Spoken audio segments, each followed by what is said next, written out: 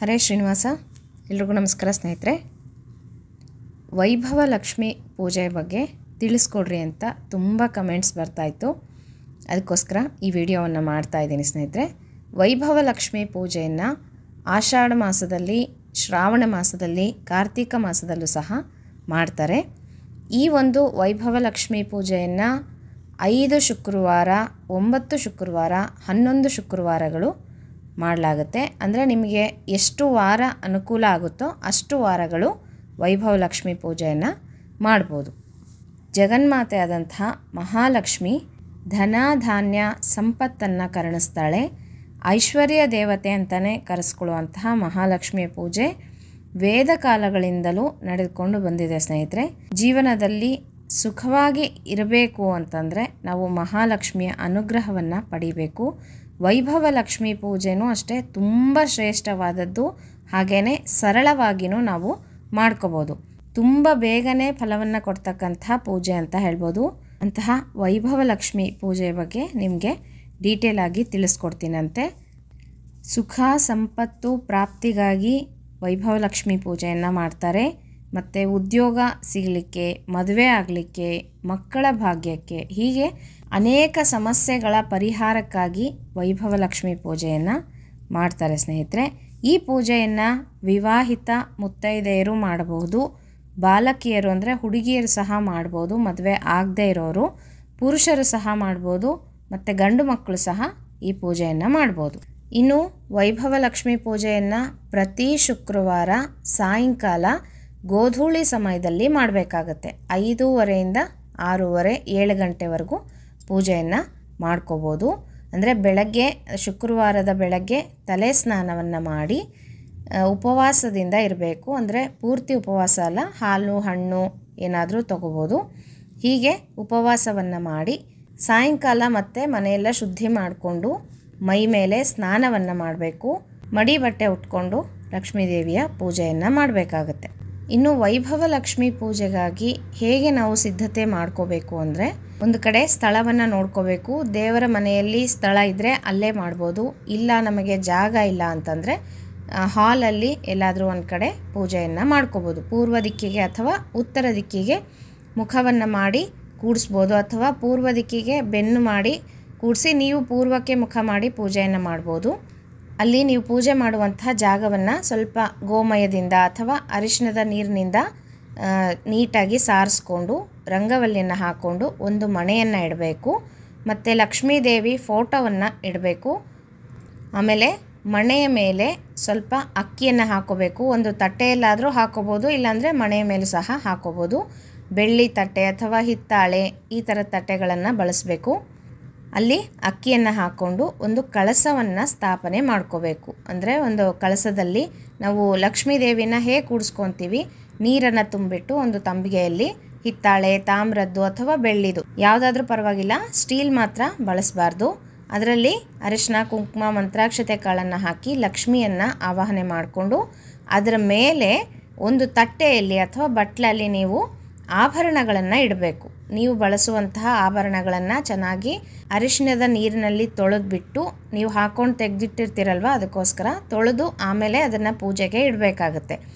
ಇಲ್ಲ ಕಳಸವನ್ನು ಕೂಡಿಸೋದಿಲ್ಲ ಅಂತ ಅನ್ನೋರು ನೀವು ಅಕ್ಕಿಯ ಮೇಲೆ ಒಂದು ತಟ್ಟೆಯಲ್ಲಿ ಅಥವಾ ಒಂದು ಬಟ್ಲಲ್ಲಿ, ಬೆಳ್ಳಿದು, ತಾಮ್ರದ್ದು, ಹಿತ್ತಾಳೆದು ಆಯಿತಾ, ಅಂಥ ಬಟ್ಲಲ್ಲಿ ಅಥವಾ ತಟ್ಟೆಯಲ್ಲಿ ಈ ಆಭರಣಗಳನ್ನು ಇಟ್ಟು ಪೂಜೆಯನ್ನು ಮಾಡಬೇಕು. ಕಳಸವನ್ನು ಕೂಡಿಸೋರು ಕಳಸದ ಮೇಲೆ ತಟ್ಟೆಯನ್ನು ಇಟ್ಟು ಅದರ ಮೇಲೆ ಆಭರಣಗಳನ್ನು ಇಟ್ಟು ಪೂಜೆ ಮಾಡ್ಬೋದು. ಇಲ್ಲ ಆಭರಣಗಳು ಏನೂ ಇಲ್ಲ ನಮಗೆ ಅಂತಂದರೆ ನಾಣ್ಯಗಳು, ಅಂದರೆ ಬೆಳ್ಳಿಯ ನಾಣ್ಯ ಏನಾದರೂ ಇದ್ದರೆ ಇಟ್ಟು ಪೂಜೆಯನ್ನು ಮಾಡಿರಿ. ಪುಸ್ತಕ ಇರುತ್ತಲ್ಲ, ವೈಭವ ಲಕ್ಷ್ಮಿ ಪೂಜೆಯ ಪುಸ್ತಕ, ಆ ಪುಸ್ತಕವನ್ನು ಇಟ್ಟು ಸಹ ಪೂಜೆಯನ್ನು ಮಾಡ್ತಾರೆ ತುಂಬ ಜನ. ಹಾಗೂ ಸಹ ಮಾಡಿಕೊಂಡು ನೀವು ಲಕ್ಷ್ಮೀದೇವಿಯಲ್ಲಿ ಭಕ್ತಿಯಿಂದ ಬೇಡ್ಕೊಂಡ್ರೆ ಮುಂದಿನ ಬಾರಿ ನೀವು ಪೂಜೆ ಮಾಡೋದ್ರಲ್ಲೇ ಲಕ್ಷ್ಮೀದೇವಿ ನಿಮಗೆ ವರವನ್ನು ಕೊಡ್ತಾಳೆ. ಅಂದರೆ ನಿಮಗೆ ಅಷ್ಟು ಶಕ್ತಿಯನ್ನು ಕೊಡ್ತಾಳೆ, ಏನಾದರೂ ತಗೊಳ್ಳುವಷ್ಟು ಶಕ್ತಿಯನ್ನು ಕರುಣಿಸ್ತಾಳೆ. ಹಾಗೆ ನಿಮಗೆ ಏನು ಅನುಕೂಲ ಇದೆಯೋ ಅಷ್ಟರಲ್ಲೇ ಪೂಜೆ ಮಾಡಿರಿ. ನಮಗೇನೂ ಇಲ್ಲ ಅಂತ ಯೋಚನೆ ಮಾಡಲಿಕ್ಕೆ ಹೋಗಬೇಡ್ರಿ. ಲಕ್ಷ್ಮೀದೇವಿ ಫೋಟೋ ಇದ್ದರೂ ಸಾಕು, ಫೋಟೋಕ್ಕೇ ನೀವು ಪೂಜೆಯನ್ನು ಮಾಡ್ಕೋಬೋದು. ಆಮೇಲೆ ಪುಸ್ತಕಗಳಂತೂ ಈ ಬುಕ್ಗಳ ಅಂಗಡಿಗಳಲ್ಲಿ ಸಿಗುತ್ತೆ. ವೈಭವ ಲಕ್ಷ್ಮಿ ಪುಸ್ತಕ ಅಂದರೆ ಕೊಡ್ತಾರೆ. ಆ ಪುಸ್ತಕವನ್ನು ಇಟ್ಟು ಅದರೊಳಗೆ ಒಂದು ಯಂತ್ರ ಇರುತ್ತೆ, ಆ ಯಂತ್ರಕ್ಕೂ ಸಹ ನೀವು ಪೂಜೆಯನ್ನು ಮಾಡ್ಬೋದು. ಒಟ್ಟಿನಲ್ಲಿ ಶ್ರದ್ಧಾ ಭಕ್ತಿಯಿಂದ ನೀವು ಹೇಗೆ ಪೂಜೆಯನ್ನು ಮಾಡ್ತೀರೋ ಅಷ್ಟು ಬೇಗ ನಿಮಗೆ ಲಕ್ಷ್ಮೀದೇವಿ ಅನುಗ್ರಹವನ್ನು ಮಾಡ್ತಾಳೆ. ಎಷ್ಟು ಶ್ರದ್ಧೆಯಿಂದ ಮಾಡ್ತೀರೋ, ಎಷ್ಟು ಭಕ್ತಿಯಿಂದ ಮಾಡ್ತೀರೋ ಅಷ್ಟು ನಿಮ್ಮ ಮನೆಯಲ್ಲಿ ಧನ ಧಾನ್ಯ ಸಂಪತ್ತು ಐಶ್ವರ್ಯ ಪ್ರಾಪ್ತಿಯಾಗುತ್ತೆ. ಉದ್ಯೋಗ ಬೇಕಾದವ್ರಿಗೆ ಉದ್ಯೋಗ, ಮದುವೆ ಎಲ್ಲವನ್ನು ಲಕ್ಷ್ಮೀದೇವಿ ಕರುಣಿಸ್ತಾಳೆ. ಇನ್ನು ಮಧ್ಯದಲ್ಲಿ ಈಗ 5 ಶುಕ್ರವಾರ ಮಾಡ್ತೀವಿ ಅಂತ ಸಂಕಲ್ಪವನ್ನು ಮಾಡ್ಕೊಂಡಿರ್ತೀರ, ಮಧ್ಯದಲ್ಲಿ ಒಂದು ವಾರ ತಪ್ಪಿದ್ರೂ ಏನು ಪರವಾಗಿಲ್ಲ, ಮುಂದಿನ ವಾರದಿಂದ ನೀವು ಕಂಟಿನ್ಯೂ ಮಾಡ್ಕೊಂಡು ಹೋಗ್ಬೋದು. ಇಲ್ಲ ನಮ್ಮ ಮನೆಯಲ್ಲಿ ಗಂಡಸರು ಮಾಡ್ತಾರೆ ಅಂದರೆ ಅವರ ಕೈಯಿಂದನೂ ನೀವು ಪೂಜೆಯನ್ನು ಮಾಡಿಸ್ಬೋದು. ಅಂದರೆ ನೀವು ಯಾವುದೇ ವಸ್ತುಗಳನ್ನು ಮುಟ್ಟೋ ಹಾಗಿಲ್ಲ, ಪೂಜಾ ವಸ್ತುಗಳು ನೀವು ಪೂಜೆಯಲ್ಲಿ ಪಾಲ್ಗೊಳ್ಳೋ ಹಾಗಿಲ್ಲ, ನಿಮ್ಮ ನೆರಳು ಸಹ ಅಲ್ಲಿ ಬೀಳಬಾರ್ದು. ಆ ರೀತಿಯಾಗಿ ಶುದ್ಧತೆಯಿಂದ ಅವರು ಪೂಜೆಯನ್ನು ಮಾಡೋದಿತ್ತು ಅಂದರೆ ಮಾಡ್ಬೋದು. ಅನುಕೂಲ ಇಲ್ಲ ಅಂದರೆ ನೀವೇ ಮುಂದಿನ ವಾರ ಕಂಟಿನ್ಯೂ ಮಾಡ್ಕೊಂಡು ಹೋಗ್ಬೋದು. ಈಗ ಅವರವರ ಅನುಕೂಲಕ್ಕೆ ತಕ್ಕ ಹಾಗೆ ಮಾಡ್ಕೊತಾರೆ. 5 ವಾರ ಹೇಳಿದ್ನಲ್ಲ, 9 ವಾರ, 11 ವಾರ, ಎಷ್ಟು ವಾರ ನಿಮಗೆ ಶಕ್ತಿ ಇದೆಯೋ ಅಷ್ಟು ವಾರ ಈ ಒಂದು ವೈಭವಲಕ್ಷ್ಮಿ ಪೂಜೆಯನ್ನು ಮಾಡ್ಬೋದು. ಕೊನೆಯ ವಾರ ಮುತ್ತೈದೆಯನ್ನು ಕರೆದು ಸಾಧ್ಯವಾದರೆ ಊಟಕ್ಕೆ ಹಾಕಿ ಉಡಿಯನ್ನು ತುಂಬಿ ವೈಭವಲಕ್ಷ್ಮಿಯ ಪೂಜೆಯ ಪ್ರಸಾದವನ್ನು ಕೊಟ್ಟು, ನಿಮಗೆ ಎಷ್ಟು ಶಕ್ತಿ ಇದೆಯೋ ಸೀರೆ, ಬ್ಲೌಸ್ ಪೀಸು ಯಾವುದಾದ್ರೂ ಆಗಲಿ ಕೊಟ್ಟು ಅವರಿಗೆ ಅರಿಶಿನ ಕುಂಕುಮವನ್ನು ಕೊಟ್ಟು ಅವರ ಆಶೀರ್ವಾದವನ್ನು ನೀವು ಪಡಿಬೇಕಾಗತ್ತೆ. ಆಮೇಲೆ ಪುಸ್ತಕವನ್ನು ದಾನವಾಗಿ ಕೊಡೋದ್ರಿಂದ ಉತ್ತಮ ಫಲವನ್ನು ನೀವು ಪಡಿಬೋದು ಸ್ನೇಹಿತರೆ. ಪ್ರತಿ ವಾರವೂ ಒಬ್ಬರಿಗೆ ಪುಸ್ತಕವನ್ನು ದಾನವಾಗಿ ಕೊಡ್ಬೋದು. ನೀವು ಪೂಜೆಯನ್ನು ಮಾಡಿದ್ಮೇಲೆ ಯಾರಾದರೂ ಕೇಳಿದ್ರೆ ಅವರಿಗೆ ನೀವು ಪೂಜಾ ವಿಧಾನವನ್ನು ತಿಳಿಸಿ ಈ ಥರ ಮಾಡಬೇಕು ಅಂತ ನೀವು ಯಾರಿಗೆ ಹೇಳ್ತಾ ಹೋಗ್ತಿರೋ ನಿಮಗೆ ಅಷ್ಟು ಒಳ್ಳೆಯದಾಗ್ತಾ ಹೋಗುತ್ತೆ. ಅಂದರೆ ಈ ಥರ ವೈಭವಲಕ್ಷ್ಮಿ ಪೂಜೆಯನ್ನು ಮಾಡಿದ್ರಿಂದನೇ ನನಗೆ ಒಳ್ಳೆಯದಾಗಿದೆ ಅಂತ ನೀವು ಯಾರಿಗೆ ಹೇಳ್ತಾ ಹೋಗ್ತಿರೋ ಅಷ್ಟಷ್ಟು ನಿಮಗೆ ವೃದ್ಧಿ ಆಗ್ತಾ ಹೋಗುತ್ತೆ. ಅಷ್ಟು ಒಂದು ಶಕ್ತಿ ಈ ಒಂದು ಪೂಜೆಯಲ್ಲಿದೆ ಸ್ನೇಹಿತರೆ. ಇನ್ನು ಪೂಜೆಗೆ ಏನೇನು ಸಿದ್ಧತೆಯನ್ನು ಮಾಡ್ಕೋಬೇಕು ಅಂತಂದರೆ ಅರಿಶಿನ ಕುಂಕುಮ ಇಟ್ಕೋಬೇಕು, ಮಂತ್ರಾಕ್ಷತೆಯನ್ನು ಇಟ್ಕೋಬೇಕು, ಮತ್ತು ಗೆಜ್ಜೆ ವಸ್ತ್ರ, ಹೂವು, ಧೂಪ, ದೀಪ, ಆರತಿ ಮಾಡಲಿಕ್ಕೆ ನೀಲಾಂಜನವನ್ನು ರೆಡಿ ಮಾಡಿ ಇಟ್ಕೋಬೇಕು. ಒಂದು ಗಣಪತಿಯ ವಿಗ್ರಹ ಅಥವಾ ಅಡಿಕೆ ಬೆಟ್ಟ ಯಾವುದಾದ್ರೂ ಪರವಾಗಿಲ್ಲ. ಮೊದಲಿಗೆ ಗಣಪತಿ ಪೂಜೆಯನ್ನು ಮಾಡಿಕೊಂಡೇ ಲಕ್ಷ್ಮೀ ಪೂಜೆಯನ್ನು ಮಾಡ್ಕೋಬೇಕು. ಆಮೇಲೆ ಮೊದಲಿಗೆ ಶ್ರೀಮನ್ನಾರಾಯಣನನ್ನು ಸ್ಮರಣೆಯನ್ನು ಮಾಡಿಕೊಂಡು ಲಕ್ಷ್ಮೀ ಪೂಜೆಯನ್ನು ಮಾಡಬೇಕು. ಯಾಕಂದರೆ ನಾರಾಯಣ ಇಲ್ಲದೆ ಲಕ್ಷ್ಮೀದೇವಿ ಇಲ್ಲ, ಲಕ್ಷ್ಮೀದೇವಿ ಇಲ್ಲದೆ ನಾರಾಯಣ ಇಲ್ಲ. ಹಾಗಾಗಿ ಲಕ್ಷ್ಮೀದೇವಿ ಒಬ್ಬಾಕಿನೇ ನಾವು ಪೂಜೆಯನ್ನು ಮಾಡಿದ್ರೆ ಯಾವತ್ತೂ ನಮಗೆ ಫಲವನ್ನು ಕೊಡೋದಿಲ್ಲ. ನಾರಾಯಣನ ಸಹಿತ ಲಕ್ಷ್ಮೀದೇವಿ ಪೂಜೆಯನ್ನು ನಾವು ಮಾಡಬೇಕು. ಈಗ ಪೂಜಾ ವಿಧಾನವನ್ನು ಹೇಳ್ತಾ ಹೋಗ್ತೀನಿ, ಹಾಗೆ ಸಂಕಲ್ಪವನ್ನು ಸಹ ತಿಳಿಸ್ಕೊಡ್ತೀನಿ. ಯಾರಿಗೆ ಸಾಧ್ಯ ಆಗುತ್ತೋ ನಾಳೆ ಶುಕ್ರವಾರ ಬರುತ್ತಲ್ಲ, ಆಷಾಢದ ಮೊದಲ ಶುಕ್ರವಾರ, ಅವತ್ತಿಂದ ನೀವು ವೈಭವಲಕ್ಷ್ಮಿ ಪೂಜೆಯನ್ನು ಮಾಡ್ಕೋಬೋದು. ಈಗ ಆಷಾಢ ಶುಕ್ರವಾರ ಲಕ್ಷ್ಮೀ ಪೂಜೆಯನ್ನು ಮಾಡಬೇಕಾ, ವೈಭವಲಕ್ಷ್ಮಿ ಪೂಜೆಯನ್ನು ಮಾಡಬೇಕಾ, ಎರಡೆರಡು ಮಾಡ್ಬೋದಾ ಅಂತ ಕೇಳ್ತೀರಾ. ಆ ಥರ 2-2, 3-3 ಪೂಜೆಗಳನ್ನು ಹಿಡ್ಕೋಬೇಡ್ರಿ. ಯಾವುದಾದ್ರೂ ಒಂದು ಪೂಜೆಯನ್ನು ಮಾಡಿರಿ. ಆಷಾಢ ಶುಕ್ರವಾರ ಲಕ್ಷ್ಮೀ ಪೂಜೆಯನ್ನಾದರೂ ಮಾಡಿರಿ ಅಥವಾ ವೈಭವಲಕ್ಷ್ಮಿ ಪೂಜೆಯನ್ನಾದರೂ ಮಾಡಿರಿ. ಈಗ ಒಂದು ಕಳಸ ಇಟ್ಟ ಮೇಲೆ ಒಂದು ಪೂಜೆಯನ್ನೇ ಮಾಡಬೇಕು. ನನಗೆ ತುಂಬ ಕಮೆಂಟ್ಸ್ ಬರ್ತಾ ಇದೆ ಸ್ನೇಹಿತರೆ, ಮೊನ್ನೆ ಆಷಾಢ ಶುಕ್ರವಾರದ ಲಕ್ಷ್ಮೀ ಪೂಜೆ ಬಗ್ಗೆ ತಿಳಿಸಿದ ಮೇಲೆ.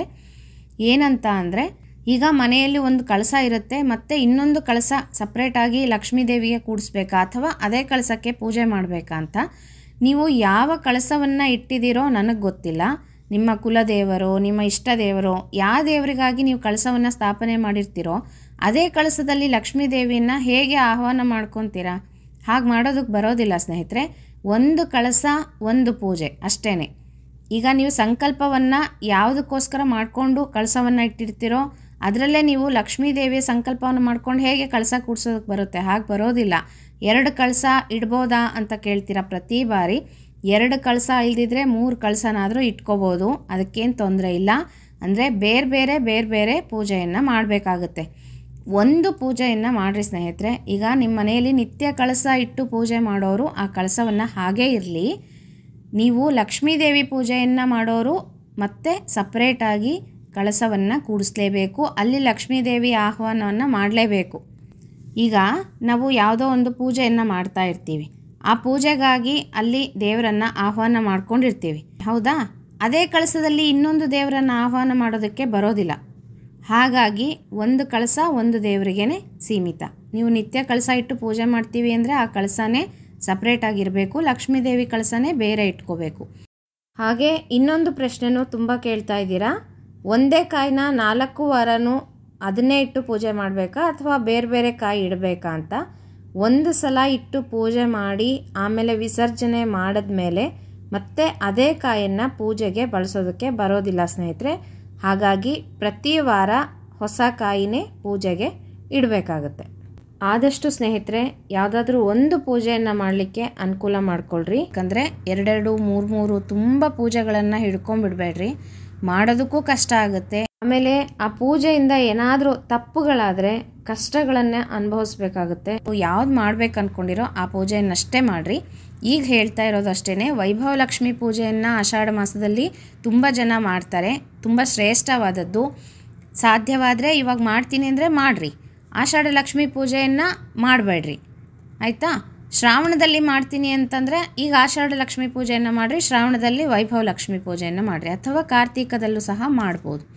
ಈ ಥರ ನೀವು ಅನುಕೂಲ ಮಾಡಿಕೊಂಡು ಪೂಜೆಯನ್ನು ಹಿಡೀರಿ ಅಂತ ಹೇಳ್ತೀನಿ.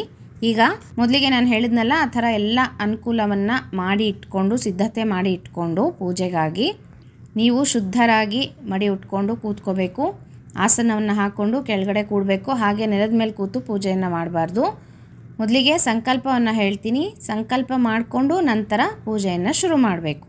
ಮಂತ್ರಾಕ್ಷತೆ ಹೂವನ್ನು ಕೈಯಲ್ಲಿ ಹಿಡ್ಕೊಂಡು ನಾನು ಸಂಕಲ್ಪವನ್ನು ಹೇಳ್ತಾ ಹೋಗ್ತೀನಿ. ಸಾಧ್ಯವಾದರೆ ಹೇಳ್ಕೊಳ್ರಿ, ಇಲ್ಲಾಂದರೆ ಕೇಳಿಸ್ಕೊಂಡು ಅಕ್ಷತೆ ನೀರನ್ನು ಬಿಟ್ಟರು ಸಾಕು. ಈಗ ಮೊದಲಿಗೆ ದೇಶಕಾಲವನ್ನೆಲ್ಲ ಹೇಳ್ಕೋಬೇಕು. ಅವತ್ತು ಯಾವ ತಿಥಿ ಇದೆ, ನಕ್ಷತ್ರ ಇದೆ ಎಲ್ಲ ನೋಡಿಕೊಂಡು ಹೇಳ್ಕೋಬೇಕು. ಏವಂ ಗುಣ ವಿಶೇಷಣ ವಿಶಿಷ್ಟಾಯಾಮ್ ಶುಭ ತಿಥೌ ಮಮ ಸಹ ಕುಟುಂಬಾನಾಂ ಕ್ಷೇಮಸ್ಥೈರ್ಯ ವಿಜಯವೀರ್ಯ ಅಭಯ ಆಯುರಾರೋಗ್ಯ ಐಶ್ವರ್ಯಾಭಿವೃದ್ಧ್ಯರ್ಥಂ ಸಮಸ್ತ ದುರಿತೋಪಶಾಂತ್ಯರ್ಥಂ ಸಮಸ್ತ ಸನ್ಮಂಗಳಾರ್ಥಂ ಸಮಸ್ತ ಅಭ್ಯುದಯಾರ್ಥಂಚ ಧರ್ಮ ಅರ್ಥ ಕಾಮ ಮೋಕ್ಷ ಚತುರ್ವಿಧ ಫಲಪುರುಷಾರ್ಥ ಸಿದ್ಧ್ಯರ್ಥಂ ಯಾವಜ್ಜೀವನ ಸೌಮಂಗಲ್ಯ ಪ್ರಾಪ್ತ್ಯರ್ಥಂ ಶ್ರೀ ಪ್ರಸನ್ನ ವೈಭವ ಲಕ್ಷ್ಮೀ ವ್ರತಮಹಂ ಕರಿಷ್ಯೆ ಅಂತ ಹೇಳಿಕೊಂಡು ಅಕ್ಷತೆ ನೀರನ್ನು ಬಿಟ್ಬಿಡಬೇಕು. ನಂತರ ಕಳಸ ಪೂಜೆಯನ್ನು ಮಾಡ್ಕೋಬೇಕು. ಒಂದು ಕಳಸವನ್ನು ಇಟ್ಕೋಬೇಕು, ಅದರಲ್ಲಿ ನೀರನ್ನು ಹಾಕ್ಕೊಂಡು ಅದರಲ್ಲಿ ಅರ್ಶಿನ ಕುಂಕುಮ ಮಂತ್ರಾಕ್ಷತೆಗಳನ್ನು ಹಾಕಿ ಗಂಗೆ ಚೇಮ್ನೆ ಚೈವ ಗೋದಾವರಿ ಸರಸ್ವತಿ ನರ್ಮದಾ ಸಿಂಧು ಕಾವೇರಿ ಜಲೇಸ್ಮಿನ್ ಸನ್ನಿಧಿಂ ಕುರು ಅಂತ ಹೇಳಿ ಗಂಗೆಯನ್ನು ಆವಾಹನೆ ಮಾಡ್ಕೋಬೇಕು. ಆ ಕಳಸದ ನೀರನ್ನು ಪೂಜೆಗಾಗಿ ಬಳಸ್ಕೋಬೇಕು. ನಂತರ ಗಣಪತಿ ಪೂಜೆಯನ್ನು ಮಾಡ್ಕೋಬೇಕು. ಅದೌ ನಿರ್ವಿಘ್ನತಾ ಸಿದ್ಧ್ಯರ್ಥಂ ಶ್ರೀಮನ್ ಮಹಾಗಣಪತಿ ಪೂಜಾಂ ಕರಿಷ್ಯೆ ಅಂತ ಹೇಳಿ ಗಣಪತಿಯ ಪೂಜೆಯನ್ನು ಮಾಡ್ಕೋಬೇಕು. ವಕ್ರತುಂಡ ಮಹಾಕಾಯ ಕೋಟಿ ಸೂರ್ಯ ಸಮಪ್ರಭ ನಿರ್ವಿಘ್ನಂ ಕುರ್ಮೇ ದೇವ ಸರ್ವಕಾರ್ಯೇಷು ಸರ್ವದಾ ಶುಕ್ಲಾಂಬರಧರಂ ವಿಷ್ಣುಂ ಶಶಿವರ್ಣಂ ಚತುರ್ಭುಜಂ ಪ್ರಸನ್ನವದನಂ ಧ್ಯಾಯೇತ್ ಸರ್ವವಿಘ್ನೋಪಶಾಂತಯೇ ಅಂತ ಹೇಳಿ ಗಣಪತಿಯ ಪ್ರಾರ್ಥನೆಯನ್ನು ಮಾಡಿ ಗಣಪತಿಗೆ 21+2 ಗೆಜ್ಜೆ ವಸ್ತ್ರವನ್ನು ಏರಿಸಿ ಕೆಂಪು ಹೂವನ್ನು ಏರಿಸಿ ಧೂಪವನ್ನು ಮಾಡಿ ಏನಾದರೂ ನೈವೇದ್ಯವನ್ನು ಮಾಡಬೇಕು. ಬಾಳೆಹಣ್ಣು, ಬೆಲ್ಲ, ತುಪ್ಪ ಯಾವುದಾದ್ರೂ ಮಾಡ್ಬೋದು. ನೈವೇದ್ಯ ಮಾಡಿ ಮಂಗಳಾರತಿ ಮಾಡಿಕೊಂಡು ಗಣಪತಿ ಪೂಜೆ ಆದಮೇಲೆ ವೈಭವ ಲಕ್ಷ್ಮಿ ಪೂಜೆಯನ್ನು ಶುರು ಮಾಡಬೇಕು. ಮೊದಲಿಗೆ ಕೈ ಮುಗಿದು ವೈಭವ ಲಕ್ಷ್ಮಿಯ ಧ್ಯಾನವನ್ನು ಮಾಡಬೇಕು. ಲಕ್ಷ್ಮೀ ಕ್ಷೀರ ಸಮುದ್ರ ರಾಜತನಯಾಂ ಶ್ರೀರಂಗಧಾಮೇಶ್ವರೀಂ ದಾಸೀಭೂತ ಸಮಸ್ತ ದೇವವನಿತಾಂ ಲೋಕೈಕ ದೀಪಾಂಕುರಾಂ ಶ್ರೀಮನ್ಮಂದ ಕಟಾಕ್ಷಲಬ್ಧವಿಭತ್ ಬ್ರಹ್ಮೇಂದ್ರ ಗಂಗಾಧರ ತೋಂ ತ್ರೈಲೋಕ್ಯ ಕುಟುಂಬಿನೀಂ ವಂದೇ ಸರಸಿಜಾಂ ಮುಕುಂದ ಪ್ರಿಯೇ ಸರ್ವಮಂಗಳ ಮಾಂಗಲ್ಯೆ ಶಿವೇ ಸರ್ವಾರ್ಥ ಸಾಧಕೆ ಶರಣ್ಯೆ ತ್ರಯಂಬಕೆ ದೇವಿ ನಾರಾಯಣಿ ನಮೋಸ್ತುತೆ ಅಂತ ಹೇಳಿ ಕೈ ಮುಗಿದು ಲಕ್ಷ್ಮೀದೇವಿಯ ಪ್ರಾರ್ಥನೆಯನ್ನು ಮಾಡಿ ನೆಕ್ಸ್ಟು ಮಂತ್ರಾಕ್ಷತೆಯನ್ನು ತಗೊಂಡು ಲಕ್ಷ್ಮೀದೇವಿಯ ಪಾದಕ್ಕೆ ಹಾಕಬೇಕು. ಆವಾಹನಾರ್ತೆ ಅಕ್ಷತಾಂ ಸಮರ್ಪಯಾಮಿ, ಆಸನಾರ್ತೆ ಅಕ್ಷತಾಂ ಸಮರ್ಪಯಾಮಿ. ಆಮೇಲೆ ಒಂದು ಉದ್ಧರಣೆ ನೀರನ್ನು ಕಳಸ ಸ್ಥಾಪನೆ ಮಾಡ್ಕೊಂಡಿದ್ರಲ್ಲ ಆ ನೀರನ್ನು ತಗೊಂಡು ಒಂದು ಉದ್ಧರಣೆಯಲ್ಲಿ ಲಕ್ಷ್ಮೀದೇವಿಯ ಪಾದವನ್ನು ತೊಳಿಬೇಕು. ಪಾದಯೋಹೋ ಪಾದ್ಯಂ ಸಮರ್ಪಯಾಮಿ ಅಂತ ಹೇಳಿ ಪಾದಕ್ಕೆ ನೀರನ್ನು ಹಾಕಿ, ಇಲ್ಲಾಂದರೆ ನೀರನ್ನು ತೋರಿಸಿ ಒಂದು ಪಾತ್ರೆಗೆ ಬಿಟ್ಬಿಡಬೇಕು. ಆಮೇಲೆ ಅರ್ಘ್ಯವನ್ನು ಕೊಡಬೇಕು. ಶ್ರೀ ವೈಭವ ಲಕ್ಷ್ಮೀ ನಮಃ ಅರ್ಘ್ಯಂ ಸಮರ್ಪಯಾಮಿ ಅಂತ ಒಂದು ಉದ್ಧರಣೆ ನೀರನ್ನು ತೋರಿಸಿ ಪಾತ್ರೆಗೆ ಬಿಟ್ಬಿಡಬೇಕು. ಆಮೇಲೆ ಶ್ರೀ ವೈಭವ ಲಕ್ಷ್ಮೀ ನಮಃ ಆಚಮನೀಯಂ ಸಮರ್ಪಯಾಮಿ ಅಂತ ಹೇಳಿ ಆಚಮನಕ್ಕೆ 3 ಉದ್ಧರಣೆ ನೀರನ್ನು ತೋರಿಸಿ ಒಂದು ಪಾತ್ರೆಗೆ ಬಿಟ್ಬಿಡಬೇಕು.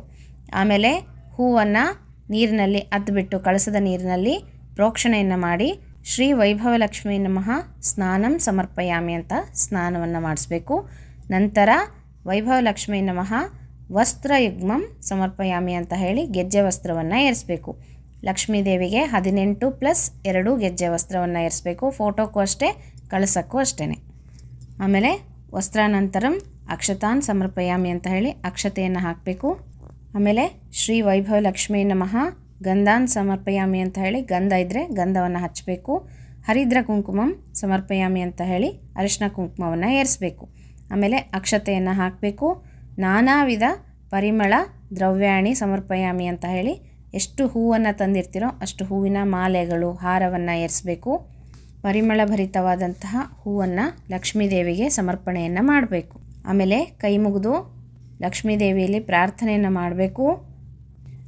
ಒಂದೇ ಲಕ್ಷ್ಮೀಂ ಪರಶಿವಮಯೀಂ ಶುದ್ಧ ಜಾಂಬೂನದಾಭಾಂ ತೇಜೋರೂಪಾಂ ಕನಕವಸನ ಸರ್ವಭೂಷೇಜ್ವಲಾಂಗಿ ಬೀಜಾಪೂರಂ ಕನಕಕಲಶಂ ಹೇಮಪದ್ಮಂ ದಧಾನಾಂ ಆದ್ಯಾಂ ಶಕ್ತಿ ಸಕಲ ಜನನೀಂ ವಿಷ್ಣುನಾಮಾಂಕ ಸಂಸ್ಥಾಂ ಅಂತ ಹೇಳಿ ಲಕ್ಷ್ಮೀದೇವಿಯನ್ನು ಪ್ರಾರ್ಥನೆಯನ್ನು ಮಾಡಬೇಕು. ಲಕ್ಷ್ಮೀದೇವಿಯ ಅಷ್ಟೋತ್ತರವನ್ನು ಹೇಳಿಕೊಂಡು ಪುಷ್ಪಾರ್ಚನೆಯನ್ನು ಮಾಡ್ಬೋದು, ಕುಂಕುಮಾರ್ಚನೆಯನ್ನು ಸಹ ಮಾಡ್ಬೋದು. ಸಿದ್ಧಲಕ್ಷ್ಮಿ ಸ್ತೋತ್ರ ಬಂದರೆ ಹೇಳ್ಕೊಬೋದು. ಈ ಥರ ಲಕ್ಷ್ಮಿಯ ಹಾಡುಗಳನ್ನು ಹೇಳ್ತಾ, ಸ್ತೋತ್ರಗಳನ್ನು ಹೇಳ್ತಾ ಲಕ್ಷ್ಮೀದೇವಿಯನ್ನು ಪೂಜೆಯನ್ನು ಮಾಡೋದು. ಆಮೇಲೆ ಲಕ್ಷ್ಮೀದೇವಿಗೆ ಉಡಿಯನ್ನು ತುಂಬಬೇಕು. ಅಕ್ಕಿ, ಅಡಿಕೆ, ಅರಿಶಿನ ಬೇರು ಎಲ್ಲವನ್ನು ಹಾಕಿ ಉಡಿ ತುಂಬೋದು. ಮತ್ತು ಹಣ್ಣನ್ನು ಸಹ ಉಡಿ ತುಂಬಬೋದು. ನಿಮ್ಗೆ ಏನು ಅನುಕೂಲ ಆಗುತ್ತೋ ಆ ಥರ ಲಕ್ಷ್ಮೀದೇವಿಗೆ ಉಡಿಯನ್ನು ತುಂಬಬೇಕು. ಇನ್ನು ವೈಭವಲಕ್ಷ್ಮಿ ನೈವೇದ್ಯಕ್ಕೆ ಹಣ್ಣು, ಹಾಲು, ಸಕ್ಕರೆ, ಪಾಯಸ ಮಾಡಿ ನೈವೇದ್ಯ ಮಾಡ್ಬೋದು. ಕಾಯನ್ನು ಒಡಿಬೋದು. ಹುರುಗಡ್ಲೆ ಸಕ್ಕರೆ, ಹುರುಗಡ್ಲೆ ಬೆಲ್ಲ ಯಾವುದಾದ್ರೂ ನೈವೇದ್ಯವನ್ನು ಮಾಡ್ಬೋದು. ನಂತರ ಆರತಿಯನ್ನು ಮಾಡಬೇಕು. ಲಕ್ಷ್ಮೀದೇವಿಗೆ ನೀರಾಜನದ ಆರತಿ ತುಂಬ ಶ್ರೇಷ್ಠ. 2 ನೀರಾಜನವನ್ನು ಬತ್ತಿಗಳನ್ನು ಹಾಕ್ಕೊಂಡು ಆರತಿಯನ್ನು ಮಾಡಬೇಕು. 2 ಬತ್ತಿ ಹಾಕೋಬೇಕು. ನಂತರ ಲಕ್ಷ್ಮೀದೇವಿಗೆ ಕೈ ಮುಗಿದು ಮಹಾಲಕ್ಷ್ಮೀ ಚ ವಿದ್ಮಹೆ ವಿಷ್ಣು ಪತ್ನಿ ಚ ಧೀಮಹಿ ತನ್ನೋ ಲಕ್ಷ್ಮೀ ಪ್ರಚೋದಯಾತ್ ಅಂತ ಹೇಳಿ ಪ್ರಾರ್ಥನೆಯನ್ನು ಮಾಡಬೇಕು. ನಂತರ ಅನಯಾ ಪೂಜೆಯಾ ಭವತಿ ವೈಭವಲಕ್ಷ್ಮೀ ಪ್ರಿಯತಾಂ ಪ್ರೀತಾ ವರದಾ ಭವತು ಅಂತ ಹೇಳಿ ಶ್ರೀ ಲಕ್ಷ್ಮೀ ನಾರಾಯಣ ಪ್ರಸಾದ ಸಿದ್ಧಿರಸ್ತು ಅಂತ ಹೇಳಿ ಅಕ್ಷತೆ ನೀರನ್ನು ಒಂದು ಪಾತ್ರೆಗೆ ಬಿಟ್ಬಿಡಬೇಕು. ಇದಿಷ್ಟು ಆದಮೇಲೆ ಲಕ್ಷ್ಮೀದೇವಿಯನ್ನು ಪ್ರಾರ್ಥನೆಯನ್ನು ಮಾಡಿ ವರವನ್ನು ಬೇಡಿಕೊಂಡು ನಂತರ ಪುನಃ ಪೂಜೆಯನ್ನು ಮಾಡಬೇಕು ಲಕ್ಷ್ಮೀದೇವಿಗೆ. ಯಾಕಂದರೆ ಸ್ಥಾಪನೆ ಮಾಡಿರ್ತೀವಲ್ವ, ಹಾಗೆ ಬಿಡಬಾರ್ದು. ಅವತ್ತೇ ನೀವು ಪುನಃ ಪೂಜೆಯನ್ನು ಮಾಡ್ಬೋದು. ಮಾರನೇ ದಿವಸ ಲಕ್ಷ್ಮೀದೇವಿಯನ್ನು ವಿಸರ್ಜನೆಯನ್ನು ಮಾಡ್ಕೋಬೋದು. ದೇವಿ ದೇಹಿ ಪರಂ ಜ್ಞಾನಂ ದೇವಿ ದೇಹಿ ಪರಂ ಸುಖಂ ಧನಂ ದೇಹಿ ಯಶೋ ದೇಹಿ ಕಾಮಂ ಮೋಕ್ಷಂಚ ದೇಹಿ ಮೇ ಅಂತ ಹೇಳಿ 5 ಪ್ರದಕ್ಷಿಣೆಯನ್ನು ಹಾಕಿ ನಮಸ್ಕಾರವನ್ನು ಮಾಡ್ಕೋಬೇಕು.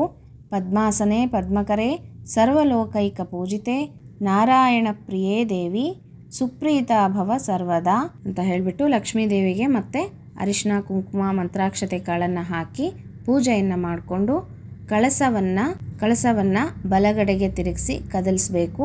ನಂತರ ಕಳಸದ ಮುಂದೆ ಇರ್ತಕ್ಕಂಥ ಒಂದು ಹೂವನ್ನು ತಗೊಂಡು ನೀವು ತಲೆಗೆ ಮುಡ್ಕೋಬೇಕು. ನಂತರ ನೀವು ಊಟವನ್ನು ಮಾಡ್ಬೋದು. ಶನಿವಾರ ಬೆಳಗ್ಗೆ ನೀವು ಕಳಸವನ್ನು ತೆಕ್ಕೋಬೋದು. ಹೀಗೆ ಲಕ್ಷ್ಮೀದೇವಿಯ ಪ್ರಾರ್ಥನೆಯನ್ನು ಮಾಡ್ಕೊಂಡ್ಮೇಲೆ ಕೊನೆಯದಾಗಿ ಪೂಜೆ ಎಲ್ಲ ಮುಗಿದ ಮೇಲೆ ನೀವು ಆಭರಣಗಳನ್ನು ಇಟ್ಟಿದ್ರೆ ಆ ಆಭರಣಗಳನ್ನು ತಗೊಂಡು ನಿಮ್ಮ ಮೈ ಮೇಲೆ ಹಾಕ್ಕೊಂಡು ದೇವರಿಗೆ ನಮಸ್ಕಾರವನ್ನು ಮಾಡಿ, ಲಕ್ಷ್ಮೀದೇವಿಗೆ ನಮಸ್ಕಾರವನ್ನು ಮಾಡಿ, ನಿಮ್ಮ ಯಜಮಾನರಿಗೂ ನಮಸ್ಕಾರವನ್ನು ಮಾಡಬೇಕು. ಆಮೇಲೆ ತೆಗೆದಿಡ್ಬೋದು. ರಾತ್ರಿ ಪೂಜೆ ಆದಮೇಲೆ ಮಾತ್ರ ಆಭರಣಗಳನ್ನು ಹಾಕ್ಕೋಬೇಕು. ಕಳಸವನ್ನು ಕದಲಿಸಿದ ಮೇಲೆ ಆಭರಣವನ್ನು ತೆಕ್ಕೋಬೋದು. ಇದಿಷ್ಟು ವೈಭವಲಕ್ಷ್ಮಿ ಪೂಜಾ ವಿಧಾನ ಶಾಸ್ತ್ರೋಕ್ತವಾಗಿ ಸಂಕಲ್ಪಪೂರ್ವಕವಾಗಿ ತಿಳಿಸ್ಕೊಟ್ಟಿದ್ದೀನಿ. ಇದೇ ಪ್ರಕಾರವಾಗಿ ಮಾಡಿಕೊಳ್ಳ್ರಿ ಅಂತ ಹೇಳ್ತಾ ಮತ್ತೆ ಮುಂದಿನ ವಿಡಿಯೋದಲ್ಲಿ ಸಿಗ್ತೀನಿ. ಹರೇ ಶ್ರೀನಿವಾಸ.